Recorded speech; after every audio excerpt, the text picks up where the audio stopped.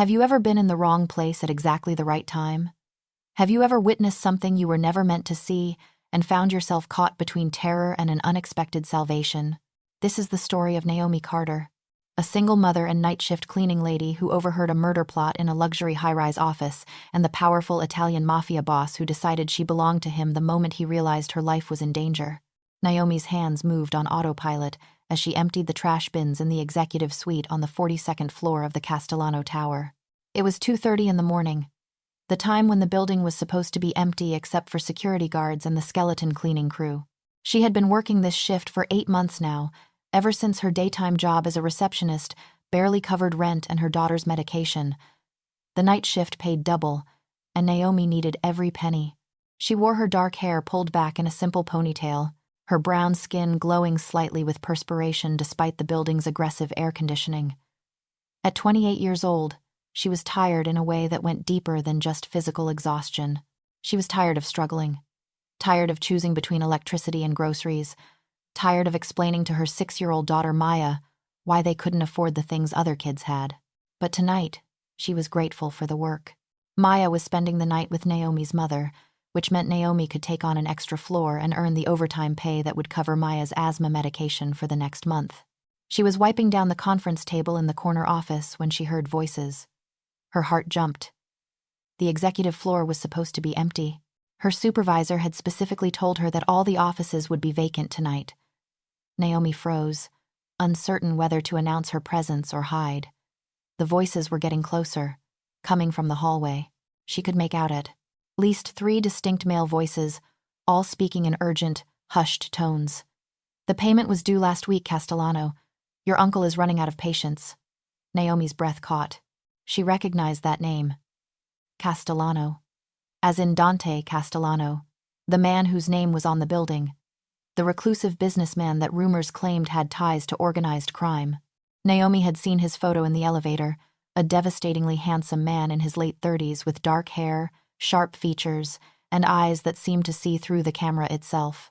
"Tell my uncle that I'll handle Marcus DeVoe my own way," a second voice replied. This voice was different, smoother, with an accent that suggested Italian heritage. It carried authority that made the air itself seem to vibrate with power. "I don't need his methods." "Your methods haven't worked," a third voice interjected, harder than the other two. "DeVoe is about to testify. Once he talks to the feds, everything your family has built for 3 generations is finished. The shipments, the contracts, the whole operation. Your uncle says if you won't eliminate the problem, he will." Naomi's hands had started trembling. Eliminate. Testify. Feds. These were not words used in legitimate business discussions. She needed to get out of this office, out of this building, immediately. She started backing toward the supply closet, moving as quietly as possible. But her hip bumped the edge of the desk. A pen rolled off and clattered to the floor with a sound that seemed deafening in the sudden silence. "What was that?" the hard voice demanded. Naomi's heart hammered against her ribs. She looked frantically around the dark office, knowing she had nowhere to hide, nowhere to run. The footsteps were already moving toward the office door. The lights suddenly blazed on, temporarily blinding her. When her vision cleared, she found herself staring at 3 men in expensive suits. 2 of them she didn't recognize. Large men with cold eyes, and the kind of build that suggested they were more than simple businessmen. But the third man, the one standing slightly ahead of the others, was unmistakably Dante Castellano. He was even more striking in person than in photographs. Tall, probably 6'2", with broad shoulders that filled out his charcoal suit perfectly. His dark hair was styled with casual precision, and his face had the kind of sharp, aristocratic features that belonged on Roman coins. But it was his eyes that held her frozen in place, dark brown, almost black, and currently fixed on her with an intensity that made her feel like prey caught in a predator's gaze. "Who are you?" he asked. His voice that same smooth, accented tenor she had heard through the door. But now it was directed at her, and she could feel the weight of his attention like a physical force. "I'm nobody," Naomi stammered, hating how her voice shook. I'm just the cleaning lady. I didn't hear anything. I was just finishing up the trash, and I'll go now, and I won't say anything to anyone about anything because I don't know anything." One of the other men, the one with the hard voice, stepped forward. He had a scar running down his left cheek and eyes that held no warmth whatsoever. She heard everything. We were standing right outside. She heard us talking about DeVoe. "Please," Naomi said, her voice breaking. "I have a daughter. She's only 6. I can't, please. I didn't hear anything important. I don't even know who DeVoe is. I just need this job. I won't tell anyone. Please." Dante held up one hand, silencing the scarred man without even looking at him. He took a step closer to Naomi, his eyes never leaving her face. She noticed he walked with predatory grace, each movement controlled and purposeful. "What's your name?" he asked. "Naomi," she whispered. "Naomi Carter. Naomi Carter," he repeated slowly, as if tasting her name. "You work for the cleaning service that contracts with this building?" She nodded, unable to form words. "Mr. Castellano," the scarred man said, his meaning clear in his tone. "We can't let her walk out of here. She's a witness. She could go to the police." "I won't," Naomi said desperately. "I swear I won't tell anyone. I need this job. I can't afford to cause trouble. Please. My daughter needs her medication. I can't do this. Please just let me go." Dante studied her for a long moment, his expression unreadable. Then he turned to the scarred man and the other guard. "Leave us. Wait in the hallway." "Boss, that's not—" I said, "Leave us, Marco." The command in Dante's voice was absolute. Both men hesitated, exchanged glances, then walked out of the office. The door closed behind them with an ominous click, and Naomi found herself alone with one of the most dangerous men in the city. Dante walked slowly around her, and she forced herself to remain still, even though every instinct screamed at her to run. He stopped directly, in front of her, close enough that she could smell his cologne, expensive and subtle, with notes of cedar and something darker, more complex. "Your daughter," he said quietly. "She has asthma?" Naomi blinked, surprised by the question. "How did you mentioned medication," he said. "And you're working double shifts in a building downtown. You're exhausted. I can see it in your eyes. You're not sleeping enough. You're working yourself to death for someone you love. That someone is your daughter." It wasn't a question, but Naomi nodded anyway. Tears burned behind her eyes, but she refused to let them fall. She wouldn't cry. She had to be strong. For Maya. "How old did you say she was?" 6, Naomi whispered. "She just turned 6 last month." Dante was quiet for a moment, his eyes searching her face. "You're telling the truth," he finally said. "You really didn't hear anything important, did you? You heard my name, you heard the word eliminate, and your brain immediately jumped to the worst possible conclusion." "I heard enough," Naomi said, finding a small spark of courage. "I heard enough to know that I should leave and forget this entire conversation ever happened." A slight smile tugged at the corner of Dante's mouth. "Smart. You're smart, Naomi Carter. But unfortunately, smart isn't enough right now." Her blood ran cold.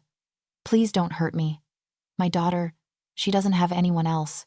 My mother tries to help, but she's not well enough to raise a child on her own. Maya needs me. Please, I'm begging you. I'm not going to hurt you," Dante said, and something in his tone made her believe him. "But I can't let you walk out of this building and potentially put yourself, your daughter, and my business at risk. You've heard things that certain people would pay a great deal of money to know. That makes you valuable. And in my world, valuable things need to be protected. I don't understand.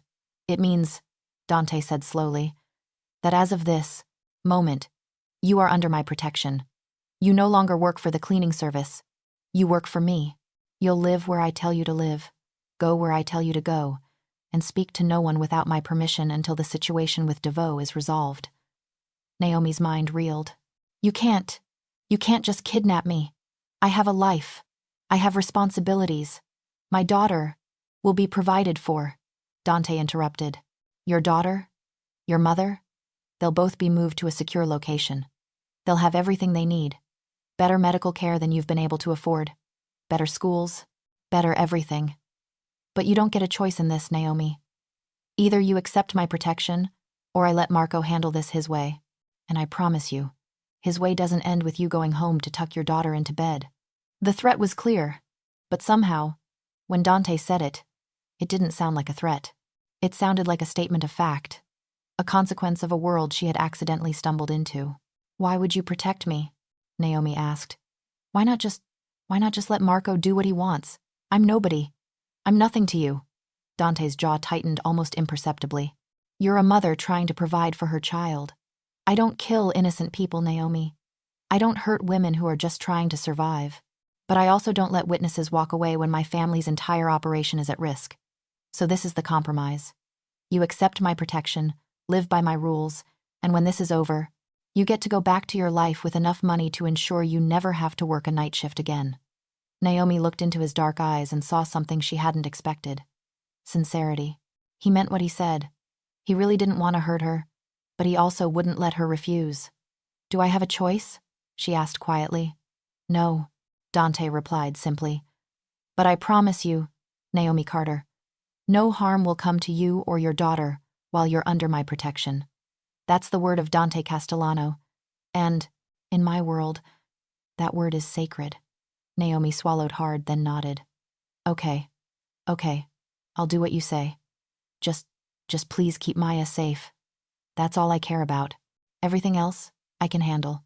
Just keep my baby safe." Something flickered in Dante's expression, almost like respect. "I give you my word. Your daughter will be safer than she's ever been. Now, we need to move. Grab your things. We're leaving this building tonight, and you won't be coming back." He pulled out his phone and made a brief call in rapid Italian. Naomi only caught a few words, but one phrase stood out. "La mia protezione." My protection. Within minutes, 2 different men appeared. These ones in dark tactical clothing that screamed professional security. Dante gave them quick instructions in Italian, then turned back to Naomi. "These men will take you to collect your daughter and your mother.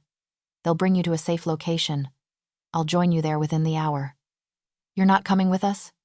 Naomi asked, surprised by her own disappointment. Dante's eyes met hers, and for a moment, she saw something that might have been regret.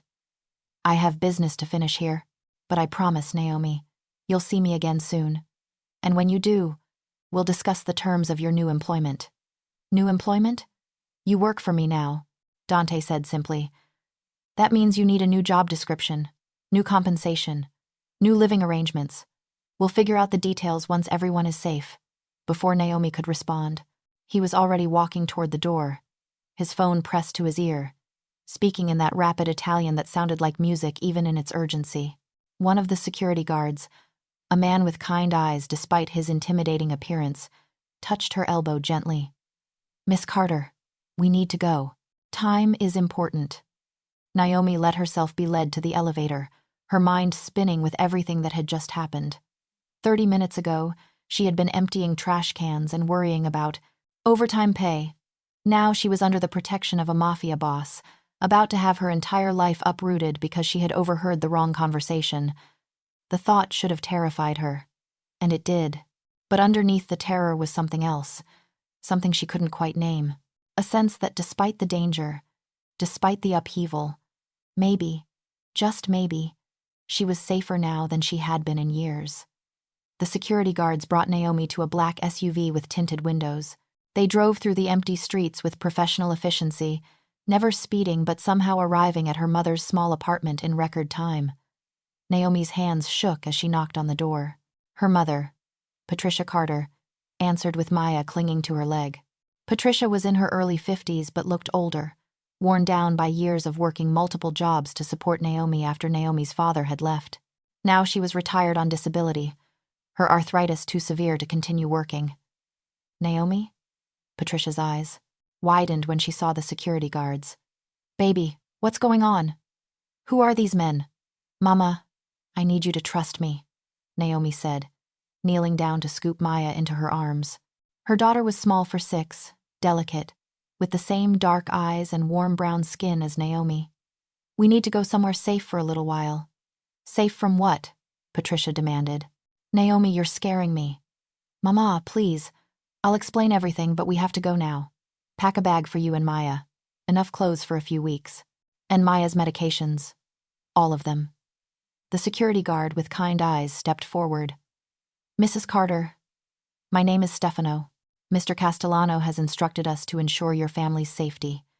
You're not in trouble, but there's a situation that requires you to relocate temporarily. We have a secure residence prepared with everything you'll need. Castellano? Patricia's eyes widened with recognition. Everyone in the city knew that name, even if most people only whispered it. Naomi, what have you gotten yourself into?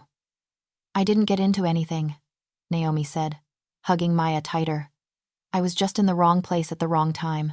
But Mama, I promise, we're going to be okay. Mr. Castellano gave his word that we'd be protected. We just have to trust him. Patricia looked at her daughter for a long moment, then at the security guards, then at Maya, who was starting to look frightened by the tension. Finally, she nodded. All right, give me 10 minutes to pack. It took 15 minutes, but soon they were all loaded into the SUV with their hastily packed bags. Maya sat in Naomi's lap, her small arms wrapped around her mother's neck. Mommy, are we going on an adventure? Maya asked in her small voice. Naomi kissed her daughter's forehead, breathing in the familiar scent of her strawberry shampoo. Yes, baby. We're going on an adventure. And you're going to be so brave, aren't you?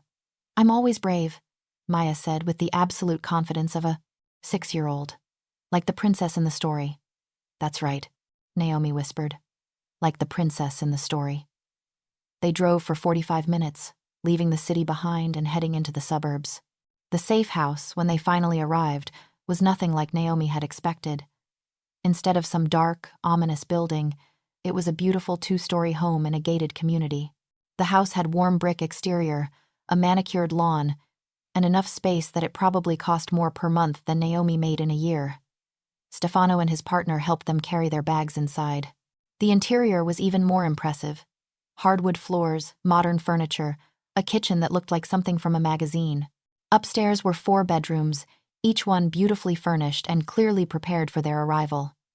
Mrs. Carter, you and Maya will take the 2 rooms on the left, Stefano explained as Patricia explored the space with wide eyes. Miss Naomi, your room is the master suite on the right. The kitchen is fully stocked. There's a panic button in each bedroom that connects directly to our security team. Don't leave the house without one of us accompanying you. Don't call anyone or contact anyone without Mr. Castellano's permission. For how long? Patricia asked. How long do we have to stay here? I don't have that information, Mrs. Carter. Mr. Castellano will explain everything when he arrives. Naomi was helping Maya explore her new bedroom, trying to make it seem like an exciting adventure rather than protective custody, when she heard a car pull up outside. Through the window, she saw another black SUV. Her heart began to race. A moment later, Dante Castellano walked through the front door. He had changed out of his suit and now wore dark jeans and a black button-down shirt with the sleeves rolled up, revealing strong forearms. Somehow, he looked even more dangerous in casual clothes, like a predator who no longer needed the camouflage of business attire. His eyes found Naomi immediately. Miss Carter, I trust the accommodations are acceptable. They're incredible, Naomi stammered. Mr. Castellano, this is too much. We don't need all this. You need to be safe, Dante said simply. And comfortable. You'll be here for at least 2 weeks. Possibly longer. I won't have you and your family suffering because of a situation I put you in. A situation you put me in? Naomi's temper flared despite her fear. I was just doing my job. You and your men put me in this situation. Instead of getting angry, Dante smiled slightly. You're right. I apologize. My associates and I put you in this situation, which is why I'm taking responsibility for your well-being until it's resolved. Patricia appeared in the hallway, and Dante's entire demeanor shifted. His expression softened as he offered her his hand. Mrs. Carter, I'm Dante Castellano. I apologize for the disruption to your life. I want you to know that you and your granddaughter are completely safe here. Nothing will happen to you. You have my word. Patricia studied him with the suspicion of a mother who had seen too much disappointment in life. But she shook his hand. Mr. Castellano, I've heard stories about your family. I need to know. Is my daughter in danger because of something she saw? She was in danger, Dante said honestly. But not anymore. Now she's under my protection, which means anyone who wants to harm her will have to go through me first. And I assure you, Mrs. Carter, that's not a fight anyone is willing to take. Maya appeared then, peeking around Naomi's legs with her big, curious eyes. Dante's expression changed again when he saw the little girl, something almost like pain flashing across his features before he schooled his face back into neutrality. He crouched down to Maya's eye level, making himself less intimidating. "Hello. You must be Maya. I'm Dante. I'm going to make sure you and your mommy and your grandma are very safe here." "Are you a prince?" Maya asked, with the blunt honesty of a child. Dante laughed, a real laugh that transformed his entire face and made him look years younger. "No, little one. I'm not a prince, but I do live in a very tall building, and I try to protect people who need help. Like a superhero," Maya decided. "Mommy says superheroes help people." "Your mommy is right," Dante said, his eyes flicking to Naomi with an expression she couldn't quite read. "Superheroes do help people, and that's exactly what I'm going to do." He stood up, his attention returning to Naomi. "I need to speak with you privately. Your mother can watch Maya for a few minutes?" Patricia nodded, already reaching for her granddaughter. "Come on, baby. Let's go see what kind of snacks this fancy kitchen has." Once they were alone, Dante led Naomi to a sitting room off the main hallway. He gestured for her to sit on the couch, but he remained standing, his hands in his pockets, his expression serious. "I want you to understand the situation you're in," he began. "The man you heard us discussing, Marcus DeVoe, is a former associate who made the mistake of cooperating with federal investigators. He's agreed to testify against several members of my organization in exchange for witness protection. If his testimony proceeds, it could dismantle years of carefully built infrastructure. So you're going to kill him," Naomi said quietly. "No," Dante said firmly. "I'm not going to kill him. I'm going to convince him that testifying is not in his best interest. I'm going to make him an offer that's more appealing than whatever the feds promised him. But my uncle, who you heard Marco mention, he takes a more direct approach to problem solving. And if your uncle finds out I heard this conversation—" "He won't," Dante interrupted. "As far as my uncle or anyone else in the family knows, you don't exist. You're my private concern. Marco and the other guard have been reminded that their health and employment depend on their discretion. No one will speak about what happened tonight. But what about my job? The cleaning service will notice I'm gone. They'll ask questions. As of tonight, you no longer work for the cleaning service," Dante said. "I've arranged for your resignation, effective immediately. You're now employed by one of my legitimate business ventures as let's call it a private consultant. The pay is substantially better than what you were making. And the position comes with full benefits, including health insurance, that will more than cover Maya's asthma treatments." Naomi's head spun. You can't just rearrange my entire life." "I can," Dante said, "and I have, because the alternative is leaving you vulnerable, and I won't do that." "Why?" Naomi demanded, standing up to face him even though he towered over her. "Why do you care what happens to me? I'm nothing to you. I'm nobody." Dante's jaw tightened. Moment, he looked away, staring out the window at the dark neighborhood beyond. When he spoke again, his voice was quieter, rougher. 5 years ago, my younger sister, Isabella, witnessed something she shouldn't have.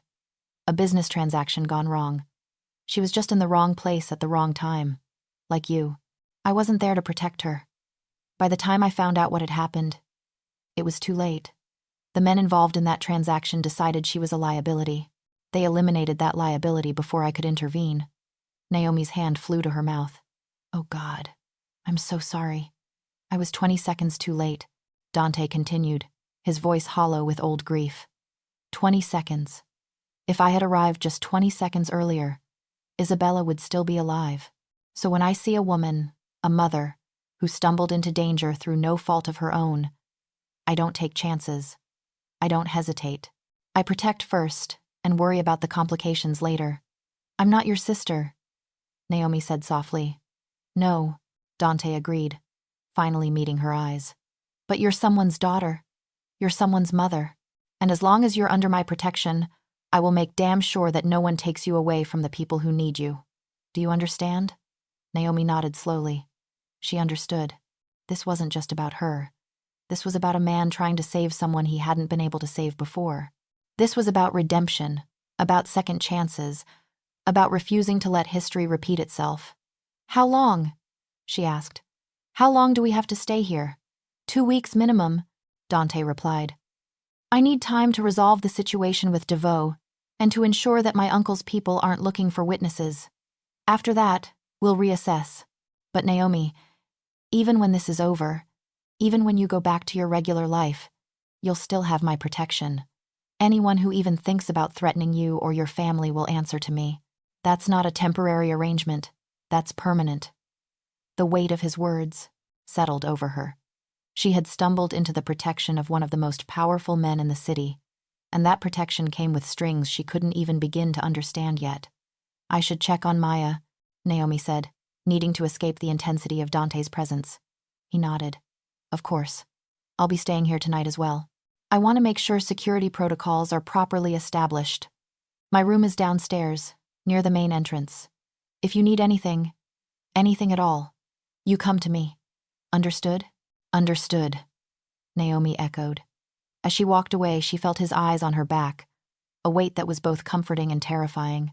She had entered a world she didn't understand, and the only guide she had was a man who was equal parts dangerous and protective. A man who looked at her like she was worth saving. The first night in the safe house was strange and sleepless. Naomi lay in the absurdly comfortable bed in the master suite, listening to the unfamiliar sounds of the suburban neighborhood and wondering if her life would ever return to normal. Maya was asleep in the next room, her breathing slightly wheezy but stable. Patricia had taken the room on the other side of Maya's, positioning herself between her granddaughter and any potential danger. At 3 a.m, unable to sleep, Naomi crept downstairs for water. She expected the house to be dark and quiet, but light spilled from the kitchen. When she entered, she found Dante sitting at the kitchen island with a laptop and several files spread around him. He was still in his jeans and black shirt, though his hair was now slightly disheveled like he'd been running his hands through it. He looked up when she entered, no surprise in his expression. Can't sleep? Strange bed, Naomi said, moving to the refrigerator. Strange house. Strange situation. Fair enough, Dante gestured to the coffee pot. I made coffee if you want some. It's probably too late for caffeine, but I find I do my position. Best thinking after midnight anyway. Naomi poured herself a cup and found herself sitting at the island across from him, studying his face in the dim light. Without the armor of his business persona, he looked more human, more accessible. There were faint lines around his eyes that suggested he smiled more often than his reputation implied, a small scar on his left jaw that she hadn't noticed before. Your sister, she said quietly. Isabella. How old was she? Dante's expression tightened, but he answered. 23. She was studying architecture at Columbia.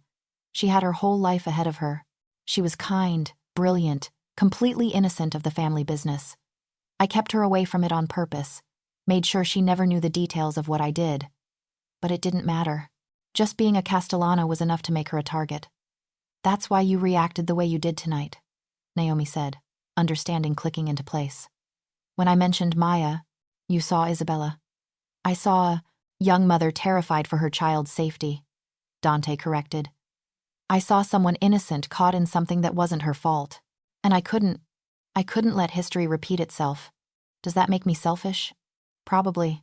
I'm protecting you as much for my own peace of mind as for your actual safety. I don't think it's selfish, Naomi said softly. I think it's human. They sat in silence for a moment, sipping coffee, the quiet intimacy of the late night making conversation easier somehow. Tell me about Maya's father, Dante said suddenly. Where is he in all this? Naomi's jaw tightened. Gone. He left when I was 4 months pregnant. Said he wasn't ready for the responsibility. Signed away his parental rights and moved to California. I haven't heard from him since Maya was born. He's a fool, Dante said flatly. He's many things. But yeah, fool is definitely on the list. Naomi studied her coffee cup. It was hard at first. Really hard. I was 21. Working too. Jobs. Trying to finish my associate's degree online. When Maya was diagnosed with asthma at 18 months, I had to drop out of school to work more hours for better insurance. And here I am at 28. Still struggling. Still working multiple jobs just to keep us afloat. Here you are at 28, Dante countered, having raised a beautiful, healthy, happy child essentially on your own while working yourself to exhaustion to provide for her. That's not failure, Naomi. That's strength. She looked up at him, surprised by the admiration in his voice. I don't feel strong. I feel tired. They're not mutually exclusive, Dante said. The strongest people I know are the ones who keep going even when they're exhausted. Naomi found herself smiling despite everything. You're not what I expected. No? What did you expect? I don't know. Someone colder, more calculating. Someone who would have just let Marco handle things his way and not thought twice about it. Dante's expression darkened. I won't lie to you, Naomi. I've done things I'm not proud of. I've hurt people who threatened my family or my business. I've made decisions that kept me awake at night. But I have rules, lines I won't cross, and innocent women with children are one of those lines. Even when it complicates your life, especially then, Dante said firmly. The easy choice and the right choice are rarely the same thing. They talked for another hour, the conversation drifting from heavy topics to lighter ones. Dante told her about growing up in New York as the eldest son of a powerful family, the weight of expectations, the pressure to take over the business whether he wanted to or not. Naomi talked about Maya's quirks, her mother's stubbornness, her own abandoned dreams of becoming a social worker. By the time Naomi finally went back upstairs, the sky was beginning to lighten with the first hints of dawn. She fell asleep within minutes, more relaxed than she had been in months, which should have terrified her but somehow didn't. The next 2 weeks fell into a strange routine. Dante came to the house every day, sometimes for a few hours, sometimes staying late into the night. He brought Maya books and art supplies. He hired a physical therapist to come to the house and work with Patricia's arthritis. He arranged for a tutor to homeschool Maya so she wouldn't fall behind while they were in protective custody. But mostly, he spent time with Naomi. They talked for hours, about everything and nothing. He taught her Italian phrases, laughing at her pronunciation. She taught him how to braid Maya's hair when his daughter asked him to try. They cooked together in the massive kitchen, Dante showing her family recipes while she taught him the soul food her grandmother had passed down. The attraction between them grew slowly, like a plant reaching toward sunlight. It was in the way Dante's hand would linger on her shoulder when he passed behind her chair, the way Naomi found herself studying the strong lines of his face when he wasn't looking, the way they unconsciously moved closer together during their late-night conversations. On the 10th night, everything changed. Naomi was reading Maya a bedtime story when she heard shouting downstairs. She kissed her daughter's forehead, told her to stay in bed, and hurried to the first floor. In the living room, she found Dante in a heated discussion with Marco, the scarred guard from that first night. Both men were speaking rapid Italian, but the tension was clear in their body language. What's going on? Naomi demanded. Dante turned to her, his expression tight with controlled rage. Marco has informed me that my uncle's people have been asking questions. They know about a cleaning woman who was working on the executive floor the night of their visit. They're looking for her. Naomi's blood ran cold. How did they find out? There was a security log, Marco said in heavily accented English. The building system recorded your access card. Someone went through the logs and noticed the anomaly. A cleaning woman on the executive floor during a time when no cleaning was scheduled. So, they know it was me, Naomi said, her voice barely above a whisper. They know there was someone, Dante corrected. But they don't have a name. The security company that manages the building system is one of mine. I've had your records scrubbed.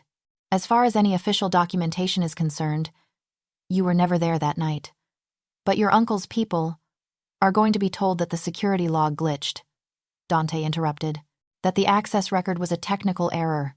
No cleaning woman, no witness, just a computer mistake. And they'll believe that? Naomi asked skeptically. They'll have to, Dante said grimly, because the alternative is starting a war with me, and my uncle knows I have the resources to make that very painful for everyone involved. Marco cleared his throat. Boss, with respect, your uncle is not convinced. He's demanding proof that there's no loose end. Then I'll give him proof, Dante snapped. But Naomi stays out of it. She stays here, safe, until this is finished. After Marco left, Dante paced the living room like a caged lion. Naomi watched him, seeing the weight of responsibility and the ghosts of past failures written in every tense line of his body. This is because of Isabella, isn't it? She said quietly. You're going to war with your own family because you couldn't save her, so now you're determined to save me. Dante stopped pacing, and looked at her with eyes that held too much pain, too much guilt. Is that such a terrible thing? No, Naomi said, crossing the room to stand in front of him. It's not terrible. It's actually the most human thing anyone has done for me in a long time. But Dante, I need you to understand something. I'm not your second chance to save Isabella. I'm not your redemption. I'm just a woman trying to protect her daughter. I know that, Dante said roughly. But you're also someone who shouldn't have to live in fear because of my world, my family, my past failures. So let me do this, Naomi. Let me protect you. Not because you're Isabella, because you're you. The air between them seemed to crackle with tension. Naomi found herself swaying closer to him, drawn by something she couldn't name. Dante's hand came up to cup her face, his thumb brushing across her cheekbone with devastating gentleness. I should not want this, he said, his voice barely above a whisper. You're under my protection. You're vulnerable. I have no right to— Then don't, Naomi interrupted. Don't have a right. Just want me anyway. Dante's control broke. He pulled her against him and kissed her with the pent-up hunger of 2 weeks of growing attraction. Naomi kissed him back with equal intensity, her hands fisting in his shirt, her body molding against his. When they finally broke apart, both breathing hard, Dante rested his forehead against hers. This is insane, he muttered. Completely, Naomi agreed. You should be running from me, not kissing me. I know, but I'm tired of running from things. And you, for all your danger and your darkness, you're the first person in years who's made me feel protected instead of just scared. Dante pulled back to look at her, his dark eyes searching her face. I can't give you a normal life, Naomi. Even after this is over, even if we resolve the situation with my uncle, I am who I am. The danger never completely goes away. I know, Naomi said, but I've been living in a different kind of danger for years. The danger of not having enough money for Maya's medicine. The danger of working myself to death and still falling short. The danger of being alone and terrified every single day. Your danger at least comes with protection, with security, with someone who gives a damn if I live or die. I give more than a damn, Dante said fiercely. In 2 weeks, you've become something I can't afford but can't give up. And Maya, your mother, they've become people I'll protect with my life. Not because of Isabella, because of you, all of you. They kissed again, slower this time, tasting the promise of something neither of them could fully name yet, but both desperately wanted. Over the next 3 days, Dante worked 18-hour days to resolve the situation with his uncle. He arranged for Marcus DeVoe to receive a better offer than witness protection. A new identity, $10 million, and protection for his family in exchange for keeping his mouth shut. DeVoe, it turned out, was more interested in money than revenge, and took the deal. With DeVoe no longer a threat, Dante met with his uncle and the rest of the family. The meeting was tense, but Dante made it clear that any attempts to locate or harm a non-existent cleaning woman would be treated as a direct attack on his authority. His uncle, seeing that the DeVoe situation was resolved without bloodshed and without federal interference, agreed to let the matter drop. On the 15th day, Dante came to the safe house with news. It's over. The threat has been neutralized. DeVoe has been relocated and is no longer cooperating with the feds. My uncle has agreed to drop his investigation into the cleaning woman. You're safe. Naomi should have felt relief. Instead, she felt a strange sense of loss. So we can go home now? You can go home, Dante said carefully. Back to your apartment. Back to your regular life. I've arranged for a trust fund in Maya's name that will cover her medical expenses and education through college. Your mother will receive a monthly stipend that will allow her to live comfortably. And you have a standing job offer with one of my legitimate companies if you want it. Better pay, better hours, full benefits.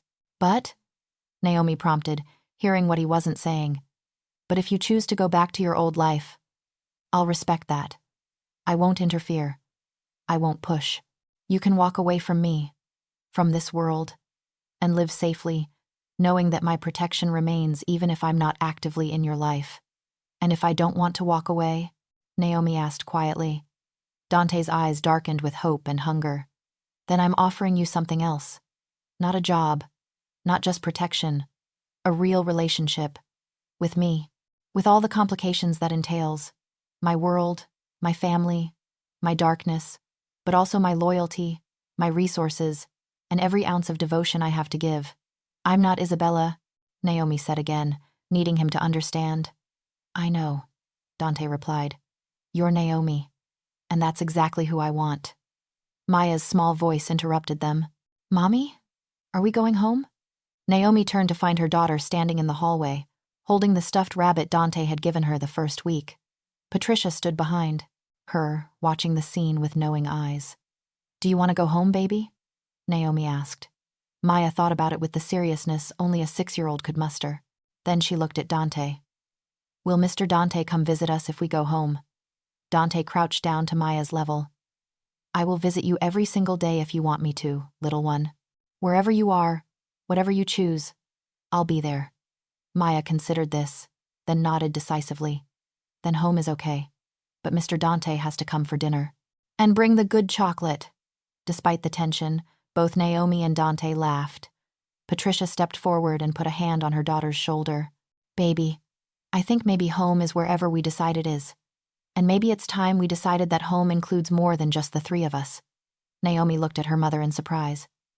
Mama, he's a good man, Patricia said simply, looking at Dante. I've spent 2 weeks watching how he treats my granddaughter, how he treats you, treats me, even though I'm just a complication to him. That's not a man looking for redemption, Naomi. That's a man who's found something worth protecting, worth loving. Dante stood slowly, his eyes never leaving Naomi's face. I'm not asking you to decide right now. I'm not asking for promises or commitments. I'm just asking for a chance to show you that this, whatever this is between us, it's real. It's not about guilt or obligation. It's about you, us, a future that neither of us expected, but both of us deserve. Naomi thought about the tiny apartment she'd been living in, the constant stress of making rent, the fear that kept her awake at night. She thought about the past 2 weeks, watching Dante with her daughter, talking with him late into the night, feeling safe for the first time in years. She thought about the kiss they'd shared, the way his hand felt on her face, the intensity in his eyes when he looked at her like she was something precious that needed protecting. And she made her choice. We'll stay at my apartment, she said slowly. But you're right. I want the job at your company. Something real. Something I earn. Not just charity. And I want to see where this goes between us. But slowly, Dante. I have Maya to think about. I can't just jump into a relationship with a mafia boss, Dante supplied with a slight smile. With a man whose world is so different from mine, Naomi corrected diplomatically, aware of Maya's presence. We take it slow. We date. We figure out if this is real or just adrenaline and proximity. I can do slow, Dante said, though I'm warning you. I'm not very good at it. Then you'll learn, Naomi said with a smile that felt more genuine than any she'd worn in months. They moved back to Naomi's apartment the next day, though it didn't take long for Naomi to realize that Dante's version of protection was comprehensive. The building suddenly had upgraded security. Her neighbors were mysteriously replaced with off-duty police officers and security professionals. A state-of-the-art security system was installed in her apartment within 24 hours. But Dante was true to his word about taking things slowly. He came for dinner 3 nights a week, always bringing groceries, always cooking with Naomi, while Maya did her homework. He took them to museums, to parks, to restaurants that Naomi had never been able to afford. But he never pushed, never demanded more than she was willing to give. The job he'd arranged for her turned out to be real work, coordinating community outreach for one of his legitimate real estate development companies.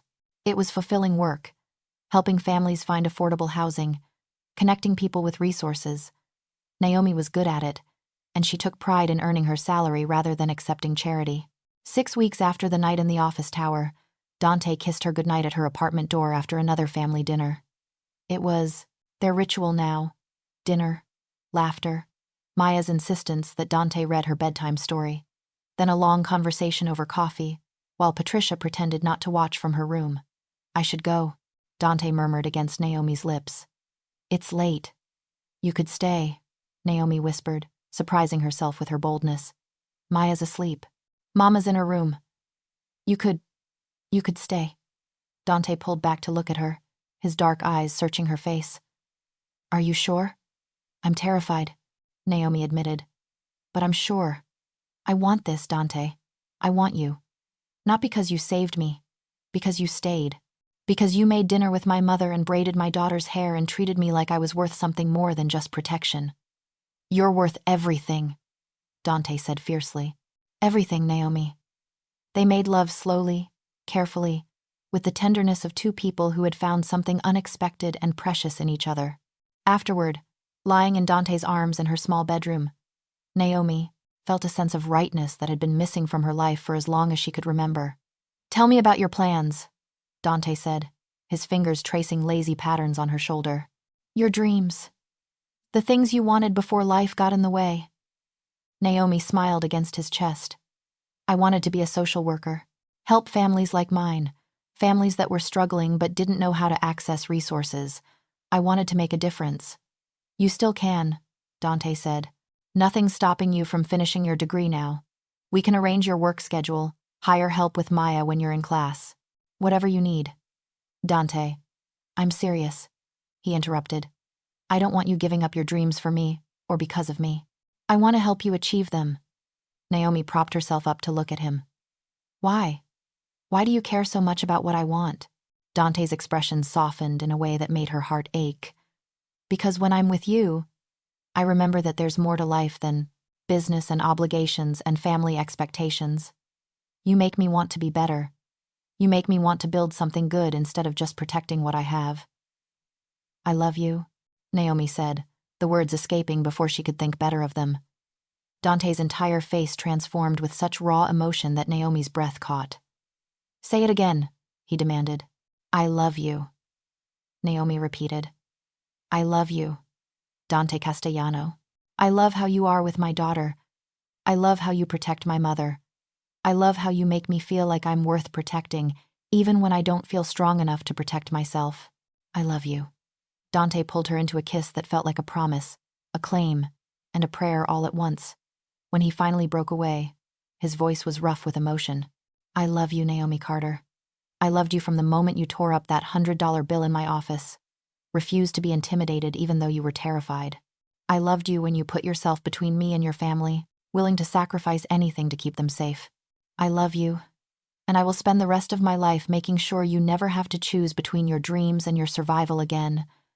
They fell asleep, tangled together, and when Naomi woke in the morning to find Dante still there, still holding her, she knew with absolute certainty that she had found her home. Not in a building or a city, but in the arms of a man who had promised to protect her and had given her so much more than protection. He had given her hope. He had given her love. He had given her a future that was better than any dream she'd had before. 3 months later, Dante proposed, not with a grand gesture or public display, but with a quiet question asked while they were cooking dinner in her tiny apartment kitchen, Maya giggling at something her grandmother said in the next room. Marry me, he said simply. No ring in sight. No performance. Marry me and let me spend the rest of my life proving that I'm worthy of you. Naomi looked at him, at this powerful, dangerous, complicated man who had barged into her life because she'd been in the wrong place at the wrong time, and she saw only the person who had become her partner, her protector, her love. Yes, she said. Yes, I'll marry you. Maya's squeal of delight from the next room suggested she'd been eavesdropping, and Patricia appeared in the doorway with tears streaming down her face and a smile wider than Naomi had seen in years. About damn time, Patricia said, pulling them both into a hug. Now can we please move out of this tiny apartment? I love you, baby, but this kitchen is too small for a family of 4. Dante laughed, the sound rich and genuine. Already taken care of. I put a down payment on a house 3 weeks ago. 4 bedrooms, gated community, top-tier security system. I was just waiting for Naomi to say yes before I told you about it. You were that sure I'd say yes? Naomi asked, torn between amusement and exasperation. No, Dante admitted. I was that hopeful. There's a difference. They married 4 months later in a small ceremony attended by family and close friends. Naomi wore a simple but elegant dress. Maya was the flower girl, and Patricia cried through the entire ceremony. Dante's family attended, even his uncle, who had grudgingly accepted that his nephew had fallen in love with a woman from outside their world. In his vows, Dante promised to love, protect, and support Naomi for the rest of his life. He promised to be a father to Maya, not replacing her biological father, but offering her everything a father should: love, guidance, protection, and presence. In her vows, Naomi promised to trust him even when his world scared her, to stand beside him even when the path was difficult, and to remind him daily that he was more than his family name, more than his business, more than his past mistakes. As they kissed to seal their marriage, Naomi thought about that night in the office tower, when she had overheard the wrong conversation and stumbled into danger. She thought about how terrified she'd been, how certain she was that her life was over. She had been wrong. Her life hadn't ended that night. It had begun. Because sometimes the wrong place at the wrong time becomes the right place at exactly the right moment. Sometimes the man you should fear becomes the man you can trust.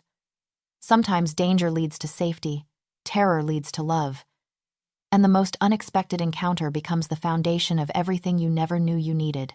Dante kept his promises. He protected Naomi and her family with the full force of his resources and reputation.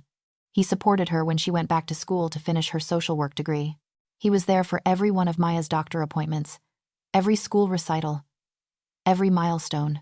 He treated Patricia with the respect and affection she deserved, including her in every family decision and making sure she had the best medical care available. But more than that, he loved Naomi with a depth and constancy that transformed both their lives. He was patient with her fears, gentle with her insecurities, and fierce in his devotion. He introduced her to his world gradually, protecting her from the darkest aspects while trusting her enough to let her see the reality of his business. Naomi, in turn, became his anchor. When the pressures of his family business became too much, when the weight of responsibility threatened to crush him, she reminded him of who he was beyond the Castellano name. She helped him see possibilities beyond the life he'd been born into, helped him imagine a future where he could be more than just the heir to a criminal empire. Together, they built something neither of them had thought possible: a real family, rooted in love rather than obligation, held together by choice rather than necessity. 2 years after their wedding, Naomi gave birth to a son they named Marcus Dante Castellano. Dante held his newborn son with trembling hands and tears in his eyes, overwhelmed by the gift of this new life, this symbol of the future they were building together. Maya, now 8 years old, took her role as big sister with appropriate seriousness, insisting that she was responsible for teaching her baby brother everything important.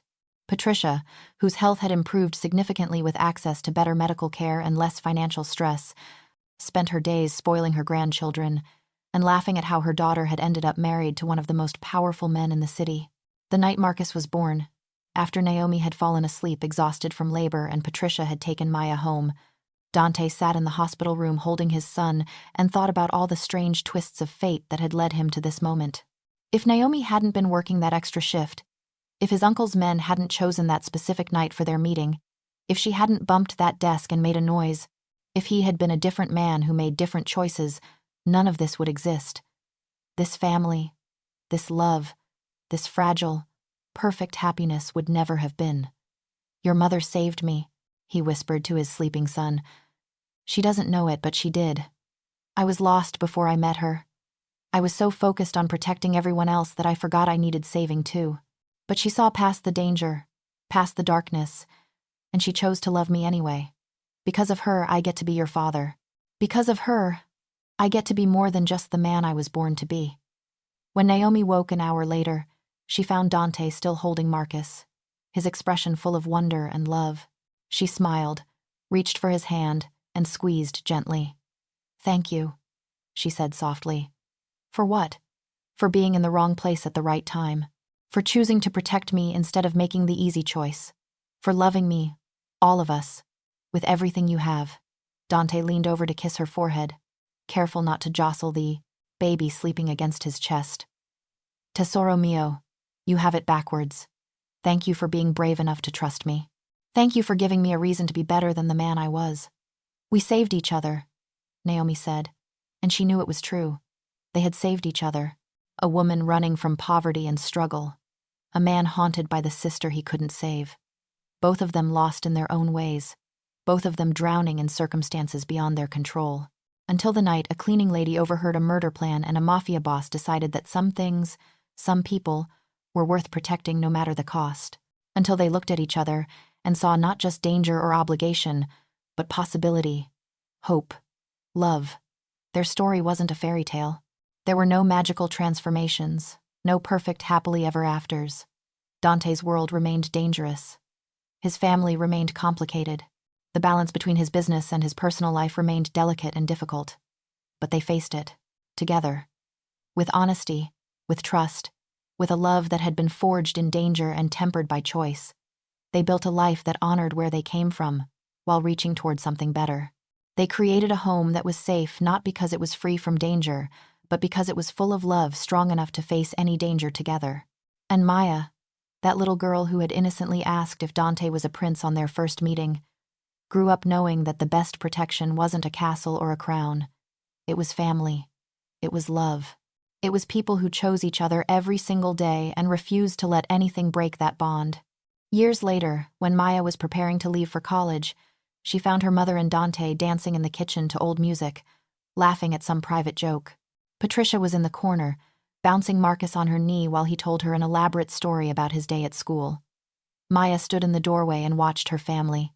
This beautiful, unlikely, perfect family that had been born from a moment of fear and transformed by love. "Mama," she called out. "Tell me again how you and Dad met." Naomi and Dante stopped dancing. They looked at each other with that special communication that comes from years of shared life, shared love, shared everything.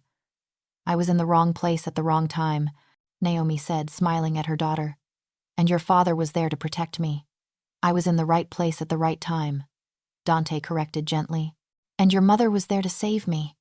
"You saved each other," Maya said, the same words her mother had spoken in that hospital room years ago. "We saved each other." Both Naomi and Dante agreed. And that, more than any dramatic rescue or grand gesture, was the truth of their story.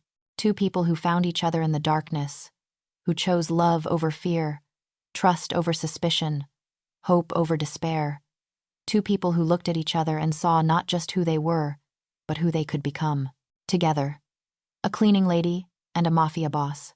A woman struggling to survive and a man trying to atone for past failures. Both of them lost. Both of them found. Both of them saved by the most unexpected, most unlikely, most absolutely perfect love. That's the story of Naomi Carter and Dante Castellano. That's the story of how hearing the wrong conversation led to the right future. How danger became safety. How protection became love. How two people from completely different worlds built something neither of them could have imagined but both of them deserved. Because sometimes the most beautiful stories begin with terror. Sometimes the most lasting love starts with fear. Sometimes the person you should run from becomes the person you run to. And sometimes, just sometimes, being in the wrong place at exactly the wrong time turns out to be the luckiest thing that ever happened to you. If this story of unexpected protection, dangerous love, and a family built from the most unlikely circumstances moved you, we'd love to hear from you. Have you ever been saved by someone you never expected? Have you ever found love in the most unlikely place? Share your thoughts in the comments below. Remember to subscribe for more stories of dangerous romance, powerful protectors, and love that conquers all obstacles. Hit that notification bell so you never miss a new story of passion, danger, and the kind of love that transforms everything it touches. And remember, sometimes the man you should fear is exactly the hero you need. Sometimes protection becomes love. And sometimes the most dangerous choice leads to the safest future.